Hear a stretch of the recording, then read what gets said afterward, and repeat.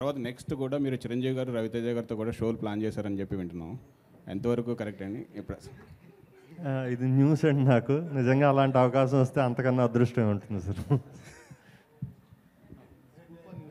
Okay Manoj గారు, గతంలో విష్ణు గారికి మీకు గొడవ అని వచ్చింది. ఆ తర్వాత అది గేమ్ షో అన్నారు.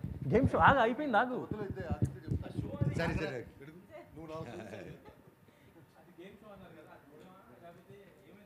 ఏమో అండి, వాళ్ళు అక్కడ వాళ్ళు అడిగితేనే బెస్ట్ మీరు. మనోజ్ గారు, సో ఇది కూడా సీజన్స్ లెక్కనే ఉంటుందా? కొన్ని ఎపిసోడ్స్ వచ్చి దాని తర్వాత ఏంటి అసలు ప్లాన్ ఏంటండి? అంటే ఇది సీజన్స్ లెక్క వస్తుందా? కొన్ని ఎపిసోడ్స్ రిలీజ్ చేసి మళ్ళీ గ్యాప్ ఇచ్చి అంటే అన్స్టాపబుల్ ఎలా వస్తుంది అట్లా ఉండబోతుందా?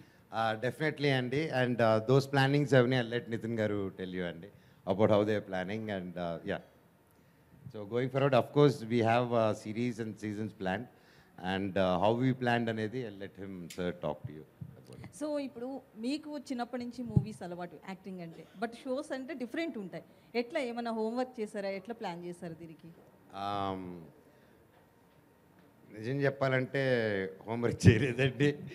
నమ్ముకొని దేవుడి మీద శివుడి మీద భార్య వేసి శివ వస్తున్నారు అరే వచ్చేసారు. ఆ తర్వాత మా శరత్, సమస్తి గారు, నితిన్ గారు, సాయి గారు ఆ టీమే నడిపించేశారు నన్ను. సినిమాకి దీనికి ఏంటంటే నాకు చాలా గ్యాప్ వచ్చింది. లైక్ ఆ గ్యాప్లో నాకు కెమెరా ముందు రావాలి అది ఒకటి వస్తుంది కదండి, అది వచ్చేసింది. మళ్ళీ నాకు సినిమాలో మళ్ళీ షూటింగ్లో నాకు నచ్చింది ఏంటంటే గ్యాప్, షార్ట్ గ్యాప్. నన్ను కూర్చొని పెట్టడం అనేది, నాకు కూర్చోవడం ఒక చోట అంటే ప్రాబ్లం.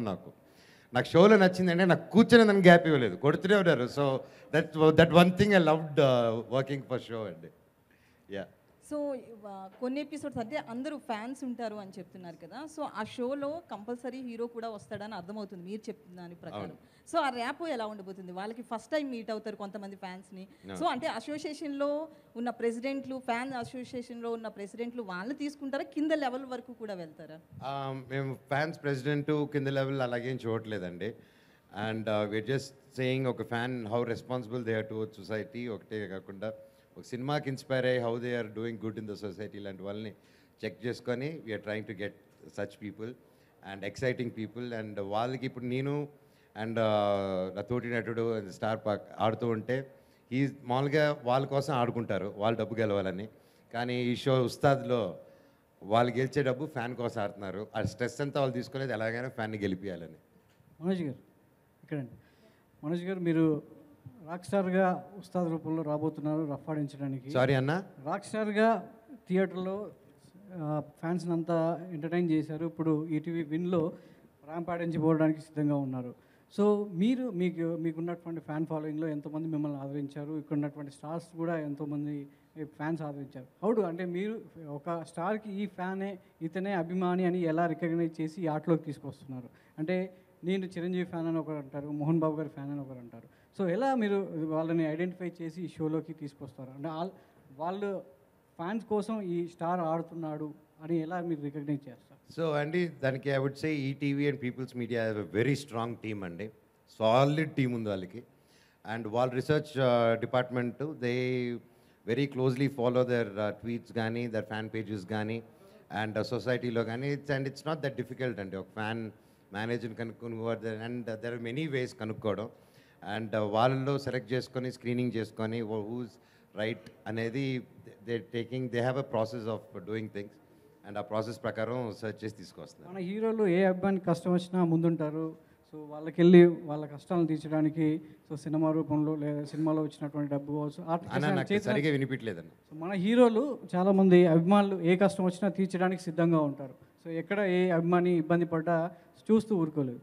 అలా మీరు ముందుకు వచ్చి ఈ షో చేయడం ద్వారా సో మీ అభిమానులకు ఎలా ఇవ్వబోతున్నారు, ఎలాంటి రెస్పాన్సిబుల్ చెప్పబోతున్నారు? అది మీరు షో చూస్తే అర్థమవుతుందండి. అది ఇప్పుడే చెప్తే షోలో ఏం జరగబోతుందో లీక్ చేసిన వాడిని అవుతాను. సో ఐ వుడ్ సే కొంచెం ఇంకొక మన December 15th వరకు ఓపిక పడితే మీకు ఫుల్ క్లారిటీ వచ్చేస్తుంది. ఇంకో క్వశ్చన్. సో ఇప్పటివరకు మనకు తెలుగులో వచ్చినటువంటి ఓటీటీలో కావచ్చు, ఛానల్స్లో కావచ్చు, రానా, నాని, సో ఎన్టీఆర్ గారు వీళ్ళందరూ షోస్ చేశారు. చాలా వరకు ఇండస్ట్రీలో ఏ హీరోకి సంబంధించి గతంలో కావచ్చు వాళ్ళ లైఫ్లో జరిగిన కొత్త విషయాలు చాలా షోస్ ద్వారా తెలుసుకున్నారు. సో ఈ షో ద్వారా కేవలం ఒక అభిమాని కోసం హీరో ఆడే ఆటే ఉంటుందా? వాళ్ళకి సంబంధించిన కొత్త విషయాలు అభిమానులు ఏమైనా తెలుసుకుంటారా ఈ షో ద్వారా? 100% తెలుసుకుంటారండి. ఇక్కడ హోస్ట్ ఎవరు? ఈ గోస్ట్ వదులుతాడా?